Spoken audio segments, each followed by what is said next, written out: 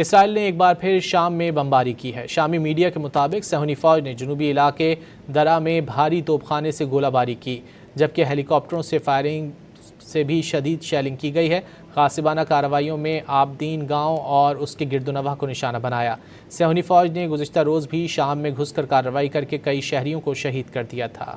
اسرائیل نے ایک بار پھر شام میں بمباری کی ہے۔ شامی میڈیا کے مطابق صہیونی فوج نے جنوبی علاقے درہ میں بھاری توپ خانے سے گولہ باری کی، جبکہ ہیلی کاپٹروں سے فائرنگ سے بھی شدید شیلنگ کی گئی ہے۔ غاصبانہ کارروائیوں میں آبدین گاؤں اور اس کے گرد و نواح کو نشانہ بنایا۔ صہیونی فوج نے گزشتہ روز بھی شام میں گھس کر کارروائی کر کے کئی شہریوں کو شہید کر دیا تھا۔ اسرائیل نے ایک بار پھر شام میں بمباری کی ہے۔ شامی میڈیا کے مطابق صہیونی فوج نے جنوبی علاقے درہ میں بھاری توپ خانے سے گولہ باری کی، جبکہ ہیلی کاپٹروں سے فائرنگ سے بھی شدید شیلنگ کی گئی ہے۔ غاصبانہ کارروائیوں میں آبدین گاؤں اور اس کے گرد و نواح کو نشانہ بنایا۔ صہیونی فوج نے گزشتہ روز بھی شام میں گھس کر کارروائی کر کے کئی شہریوں کو شہید کر دیا تھا۔